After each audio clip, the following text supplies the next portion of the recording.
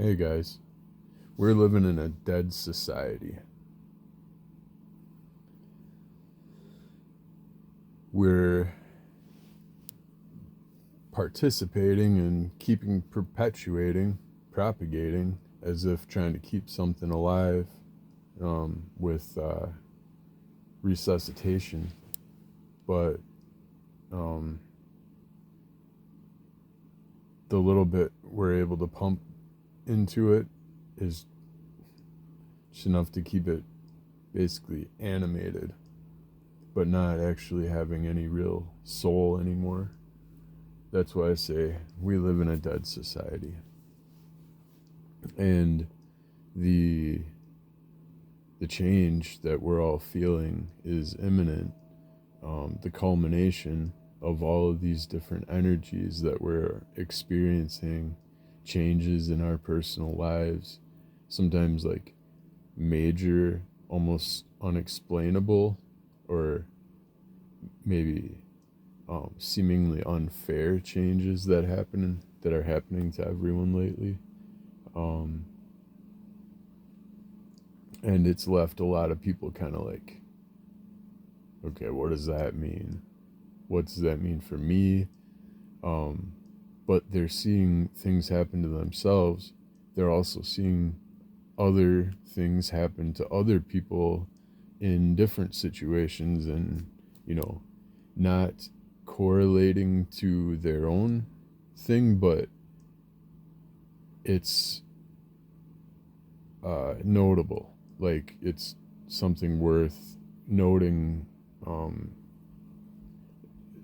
and then when you start seeing, wow, a lot of people are having some pretty big things happening to them and big things happening in the world.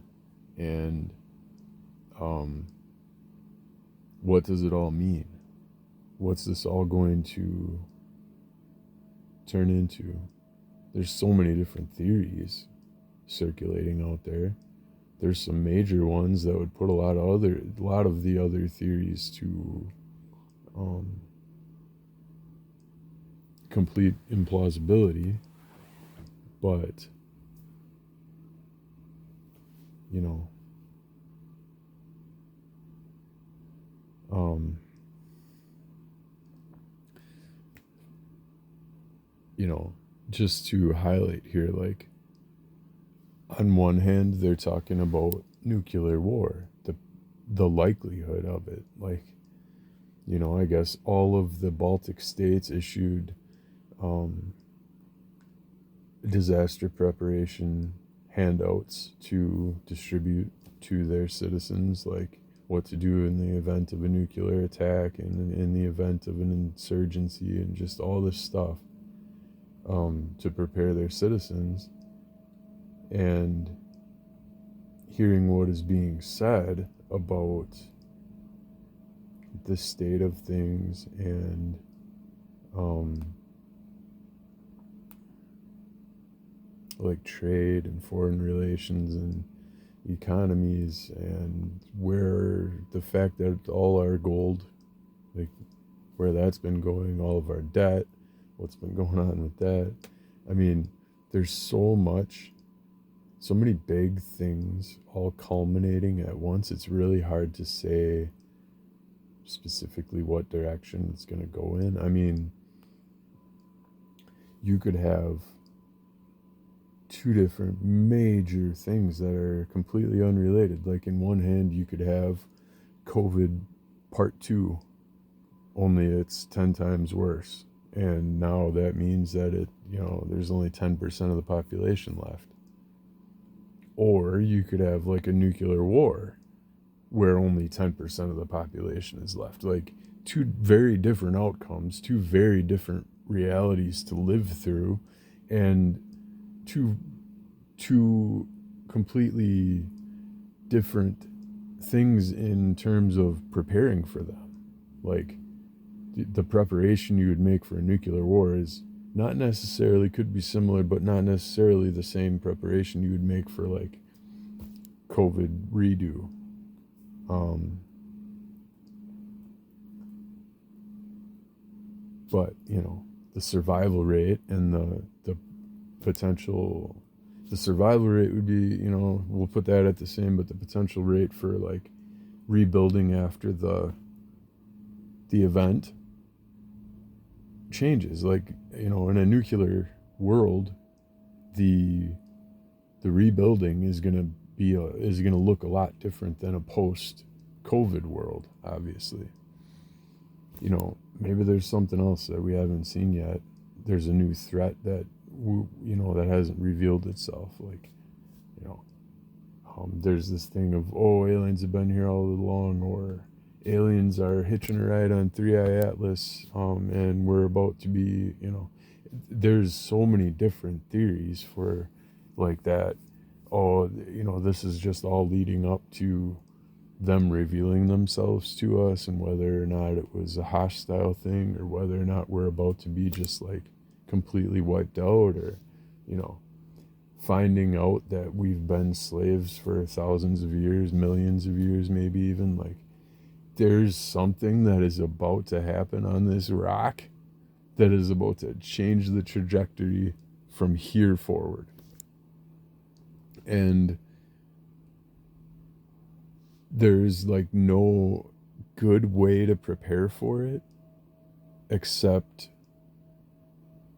what you're able to do within yourself, your inner work, and just preparing yourself for a centered and aligned, no matter what you face, it's going to be from a place of truth and absolute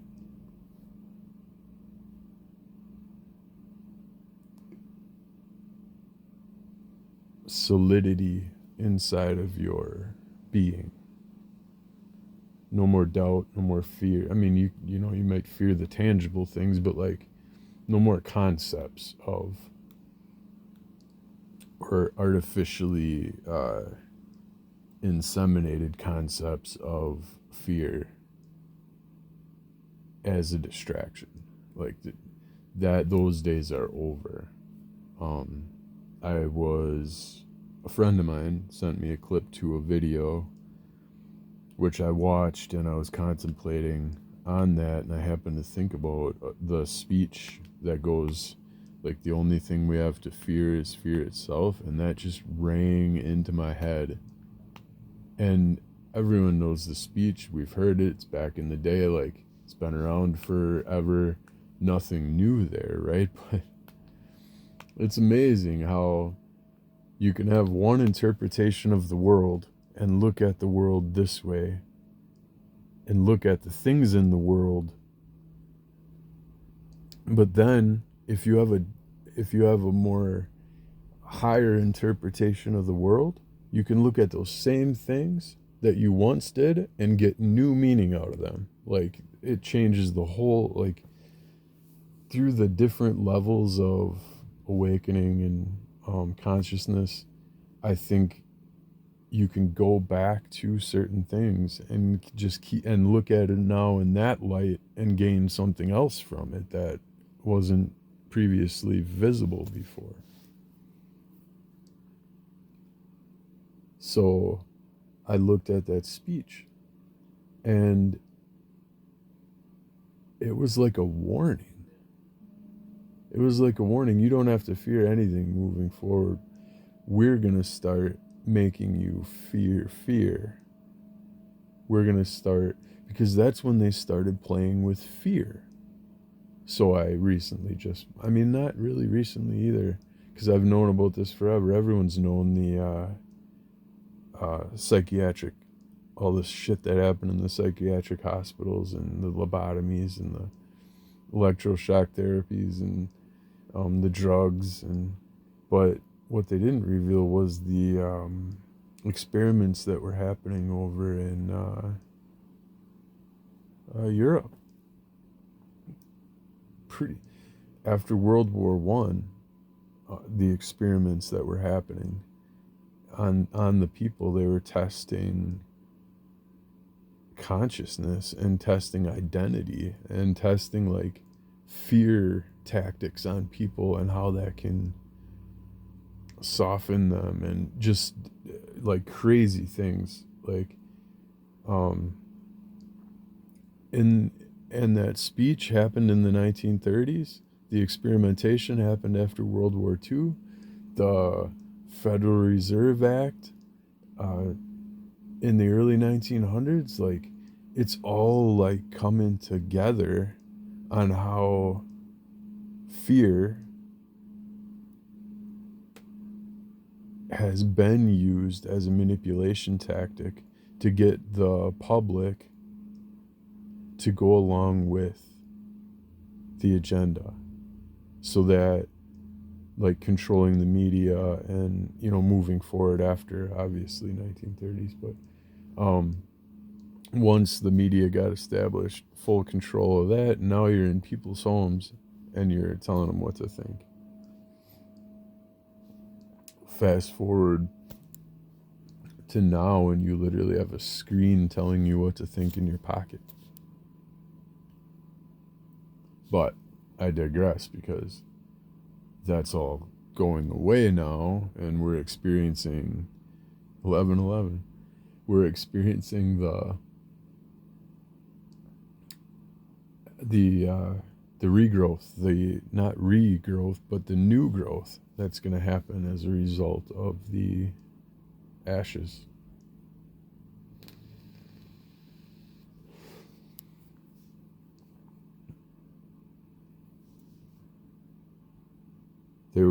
I was just watching a film. They were talking about the Weimar Republic and what all happened during after the war, and like the depression and stuff,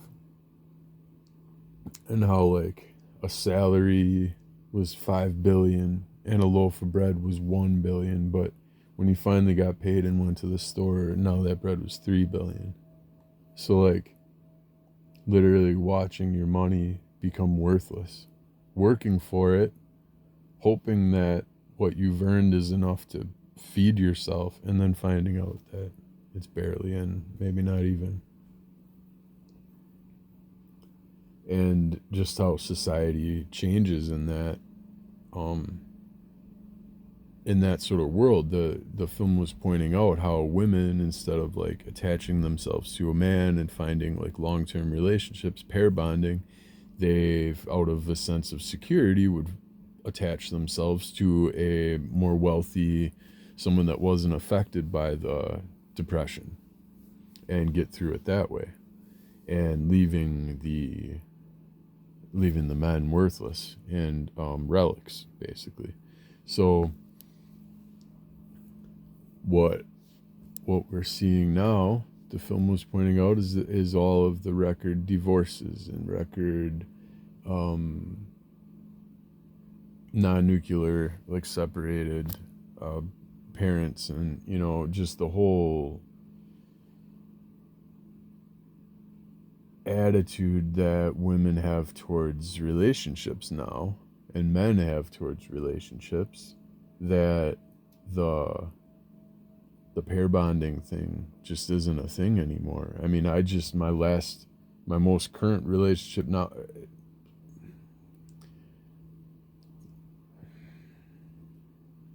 I don't even know how to describe what's going on right now, but the most current female that I talked to on our second date told me that she was um, polyamorous.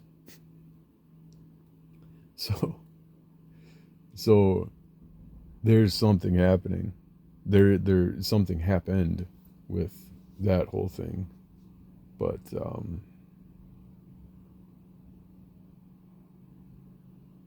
it's just division. You can see it. It's the division. It's the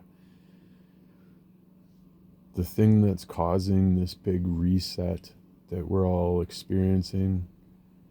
The energy behind it, the evil, if you want to call it that, behind it, the intention, the motive, the thought, the essence behind what's driving this, what's pushing the control systems and stuff through, that's not going to be going away voluntarily. What is driving all of that is division and fear mongering and like giving people no sense of security in anywhere they look. It's going to be absolute chaos everywhere, like to the point where people are scared. They don't know which end is up, and whoever might be standing on the most solid rock at the time is going to be the one that they trust. This is the plan. Disruption, disorientation. Maybe you could help me with that last one. Delusion. And then domination. There we go. The 4Ds of the doomsday. 4Ds of doomsday.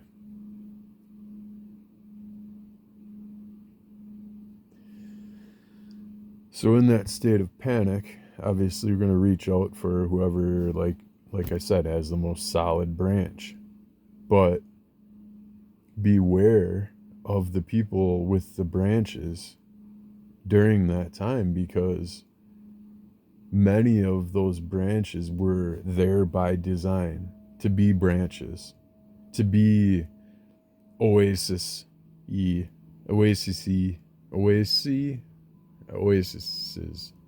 I don't know, pick one, in the desert of the, or oases in the wasteland of the desert that they created. Not bad, huh? No, I'm just kidding. So those branches are by design. So when you reach out for one and you see a little devilish grin, like, yeah, you're taking my hand. Good, falling right into my trap. That's what's going on. So just be wary. And when you hold truth in your core, when you hold truth in your core, you can expect to see truth in the world. You won't be deceived. Your body will tell you what is right and wrong. Your gut feeling, your instinct, your intuition, follow that. Don't let your mind, because what they're trying to do is hijack your mind. They're trying to get your mind to argue with your heart. And when you're in heart-mind coherence, truth flows. When they can confuse your heart and your mind, they can get you to use your mind to do whatever they want you to do. That might be the biggest awareness of this whole thing, is mind your mind. Keep mind of your mind. 1818. So, all right, here we are in this new, what is it, can we just call it an apocalypse? Whether it's another financial collapse, economic, social, societal, that's the same thing. Really digging for words here now, but ultimately we don't know what's going to happen. We just know that it's going to be big and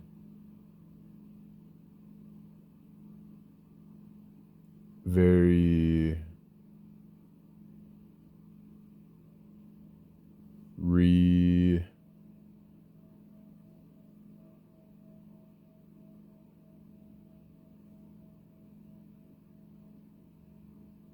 resetting.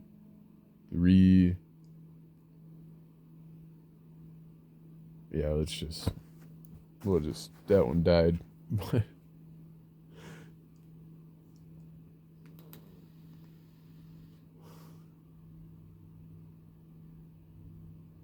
But yeah, that's just, staying aware of it, staying on top of it, staying on top of your mental state, your health and well-being is crucial in this, because if you can stay in a healthy state of mind, a healthy state of body physically, you guard your emotional state, And just know that you're safe in when you sense deception or you sense falsehood and you get that instinct to turn and go, and you do, you're safe in that. Even though what you're turning from and all that, and you might even feel like, should I be turning right now, and questioning yourself, but what you're turning from was a lot more dangerous than what you're turning to. So just remember that when you follow your guidance, that you're following your path, that like the you're meant to do that. Like, you can feel safety in that, even if there's no other, if they've made your reality so chaotic that there's no clear sign of which end is up.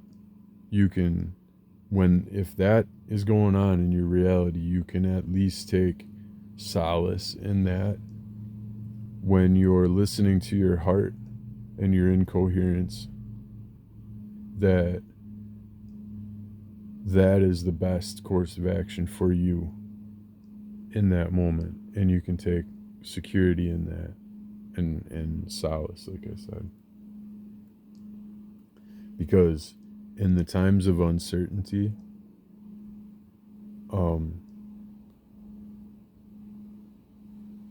you need to have something that you can fall back on. And searching outside of yourself for anything is dangerous if you don't have a sense of structure inside of yourself, a sense of solid. I don't know why it's a sense of solid. Sense of solid what? Sense of something solid. But yeah, just keep on keeping on and never stop spreading your light.